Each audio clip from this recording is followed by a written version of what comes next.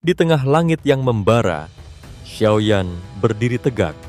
4 jenis api surgawi berputar liar di sekelilingnya, memancarkan energi destruktif yang membuat ruang di sekitarnya tampak bergetar. Udara di sekitar arena seolah menggelegak, sementara para penonton dari sekte bunga menatap pemandangan itu dengan ekspresi terkejut dan waspada. Namun, Yao Hualiangjun tidak tinggal diam. Tatapan dinginnya menyipit, dan tanpa membuang waktu, cahaya hijau tua meletus dari kipas lipat di tangannya. Dalam sekejap, tubuhnya membesar beberapa kali lipat, dipenuhi doki yang melonjak bagaikan ombak yang menerjang. Ia mengayunkan kipasnya dengan kasar ke udara, menyebabkan retakan spasial hitam pekat terbentuk di langit. Retakan itu bergerak seperti ular beracun yang tak terlihat, melesat menuju Xiaoyan dengan kecepatan yang mengerikan, seolah hendak melahapnya dalam kegelapan abadi. Namun, Xiaoyan tetap tenang. Dengan satu kepakan sayap tulang berwarna hijau merah di punggungnya, ia menghilang dalam sekejap, meninggalkan bayangan semu yang membuat serangan Yao Hualiangjun meleset tanpa target. Di sela-sela gerakannya, keempat api surgawi di tangan Xiaoyan mulai menyatu perlahan. Energi liar dari penggabungan itu membuat ruang di sekitarnya semakin bergejolak, menciptakan pusaran api yang menelan langit. Para tetua sekte bunga yang mengamati pertempuran mulai menunjukkan ekspresi serius. Mereka menyadari bahwa Xiaoyan sedang menyiapkan serangan yang bisa mengubah jalannya pertempuran dalam satu serangan. Di alun-alun sekte bunga, Yun menatap pertarungan dengan ekspresi terkejut. Ia tidak pernah menyangka bahwa pemuda yang dulu dikenalnya kini telah menjadi sosok yang bahkan dapat menekan seorang dozun bintang 6 hanya dengan auranya. Perasaan yang sulit dijelaskan berkecamuk dalam dirinya, kagum, cemas, dan entah bagaimana, sebuah kehangatan yang perlahan tumbuh di hatinya. Sementara itu, Yao Hualiangjun mulai merasakan tekanan yang luar biasa. Napasnya sedikit memburu saat ia menyadari bahwa api yang terkumpul di tangan Xiaoyan mengandung kekuatan yang tidak bisa diremehkan. Kita harus mengakhiri ini sebelum dia melepaskan serangannya, gumamnya dengan dingin. Tatapannya beralih ke Huajin, yang masih terlibat pertarungan sengit dengan boneka emas Xiaoyan. Dengan satu isyarat cepat, ia memberi perintah diam-diam. Mereka harus bertindak bersamaan. Namun, sebelum rencana mereka bisa dieksekusi, Xiaoyan akhirnya bergerak. Dengan senyum tipis di wajahnya, ia melangkah ke depan, mengangkat tangannya yang kini telah membentuk sebuah teratai api yang bersinar terang. Dalam sekejap, suhu di seluruh area meningkat tajam, dan energi api yang meledak-ledak menyebar ke segala arah. Teratai api itu, yang merupakan inti dari Annihilation Lotus Flame, perlahan mulai berputar, mengeluarkan suara mendesing yang menggema di udara. Tekanan luar biasa dari teknik ini bahkan membuat para murid sekte bunga kesulitan untuk bernapas. Para tetua yang menyaksikan dari kejauhan saling bertukar pandang sebelum akhirnya mereka bergandengan tangan, menciptakan penghalang doki raksasa untuk melindungi alun-alun dari dampak serangan yang akan datang. Di sisi lain, wajah Yao Hualiangjun akhirnya berubah drastis. Untuk pertama kalinya dalam pertarungan ini, ia merasakan ketakutan merayap dalam dirinya. Ia mengertakkan giginya, lalu tanpa ragu mengaktifkan teknik pamungkasnya, transformasi Dewa Lautan Doki. Dengan satu raungan keras, Doki melonjak dari tubuhnya, menciptakan sosok raksasa setinggi 1000 kaki yang terdiri dari energi murni.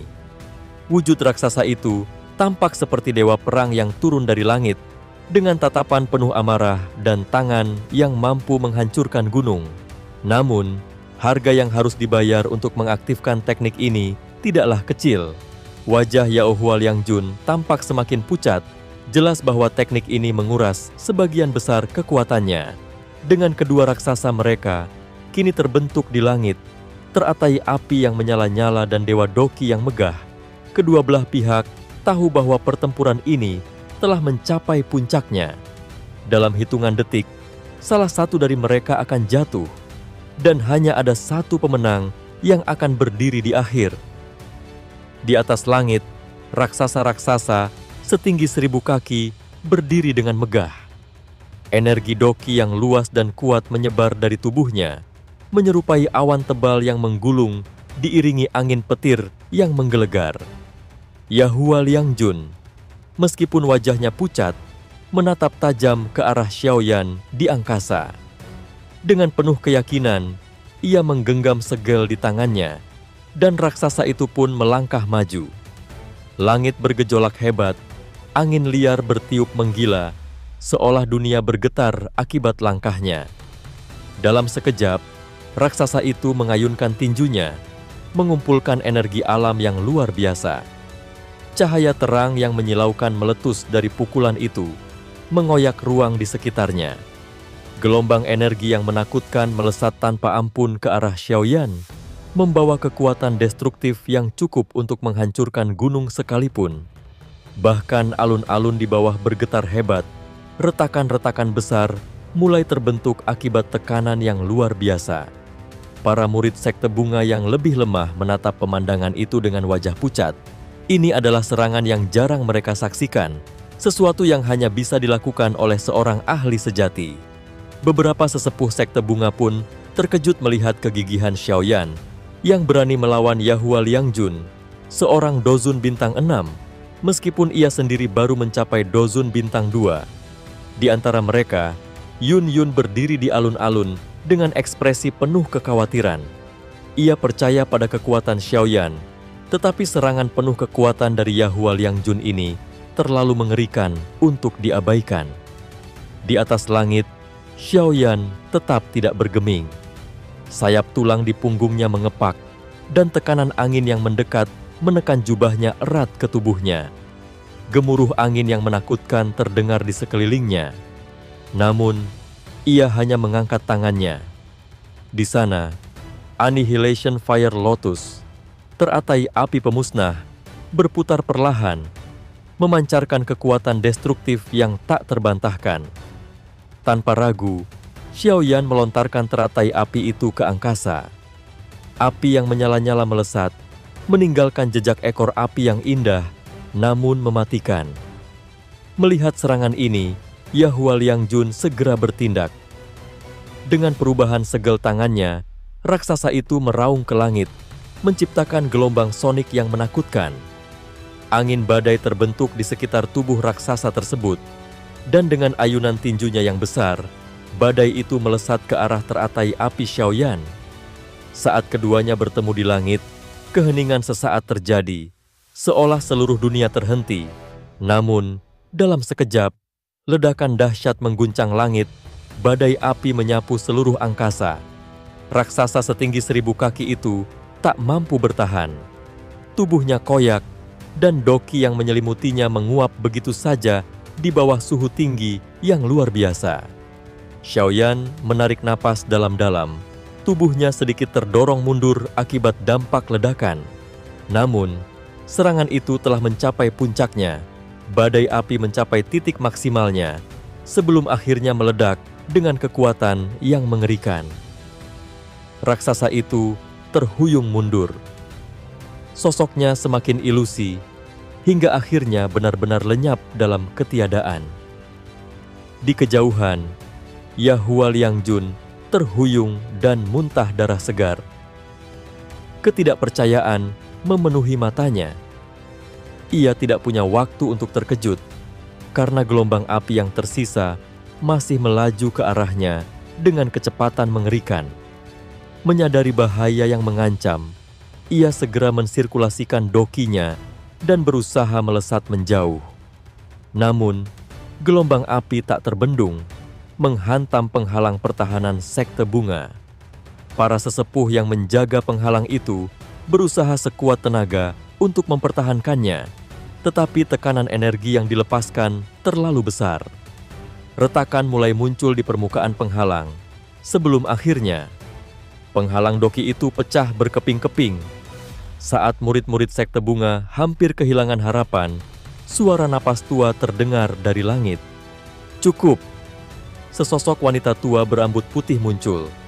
Dengan satu lambaian lengan bajunya, riak tak terlihat menyebar di udara, menghentikan sisa gelombang api yang hendak menghancurkan alun-alun.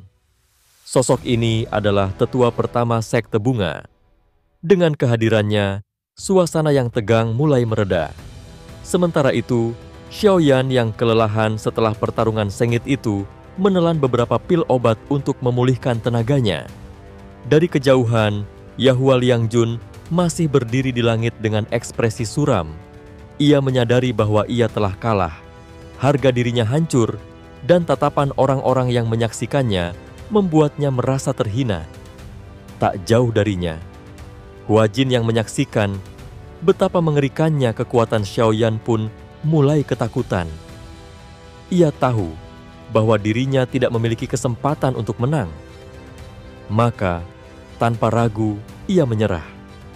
Xiaoyan tidak berkata banyak. Ia hanya menyerap kembali api surgawi yang telah digunakannya, lalu menatap sekilas ke arah Huajin sebelum mengalihkan pandangannya kepada Yun Yun. Tetua pertama sekte bunga menatap Huajin dengan tatapan tegas. Akhirnya, ia pun memerintahkan agar giok kepemimpinan diserahkan kepada Yun Yun. Xiaoyan berdiri tegak di hadapan Yun Yun, menatapnya dengan penuh keyakinan. "Terimalah giok kepemimpinan ini," desaknya dengan suara tenang namun penuh ketegasan. Namun, bukannya menerima, Yun Yun justru semakin teguh dalam penolakannya. Kenangan lama kembali menyeruak ke dalam benaknya. Kenangan tentang kehancuran sekte Mystic Cloud. Dengan wajah penuh kekecewaan, Huajin terpaksa menyerahkan giok itu.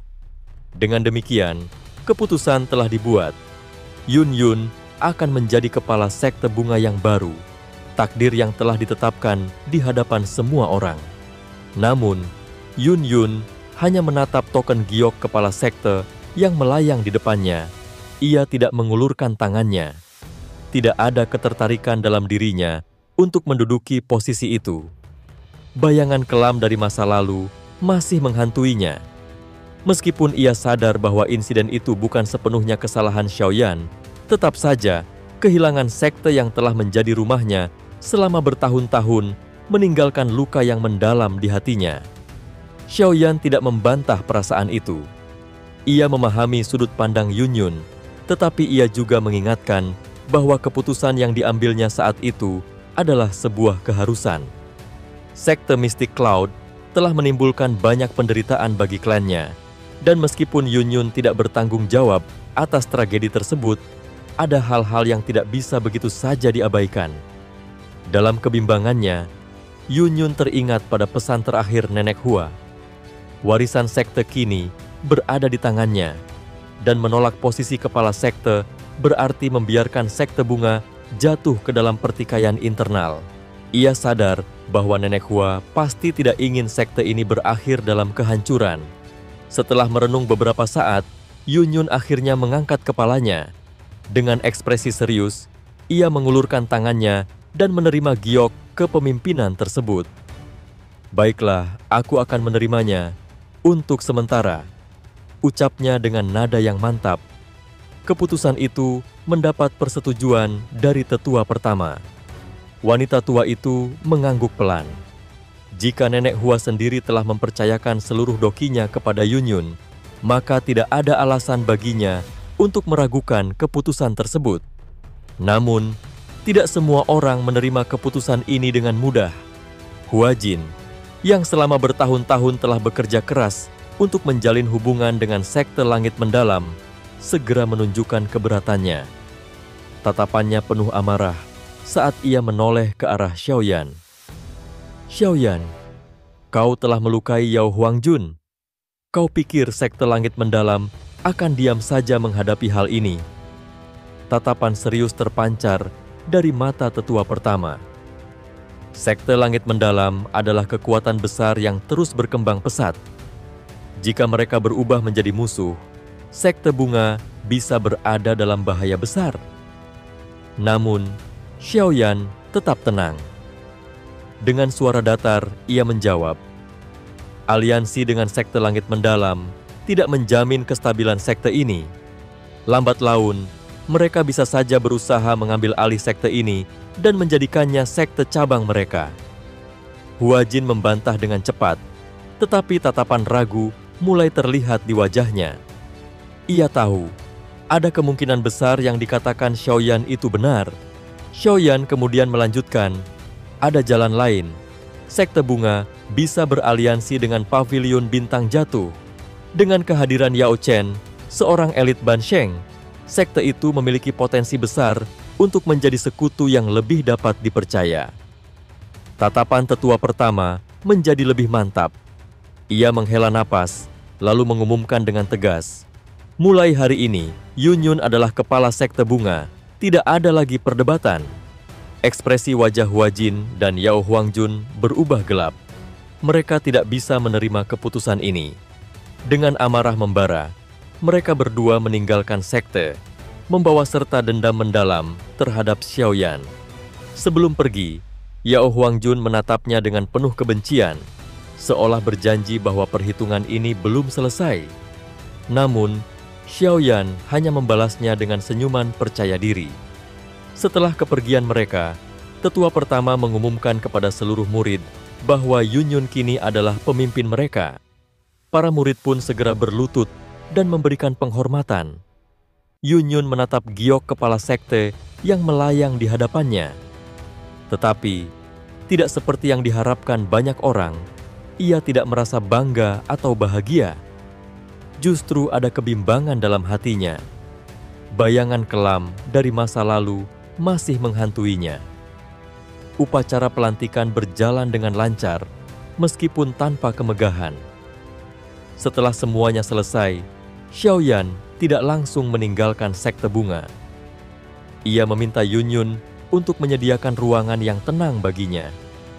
Kini, dengan kesempatan yang ada, ia bersiap untuk menyempurnakan dan menyerap Bone Chilling Flame, sebuah langkah yang tidak boleh disia-siakan. Dalam keheningan ruangan tersebut, Xiaoyan menutup matanya dan mengambil napas dalam-dalam. Peningkatan kekuatan adalah satu-satunya jalan untuk menghadapi ancaman yang lebih besar di masa depan.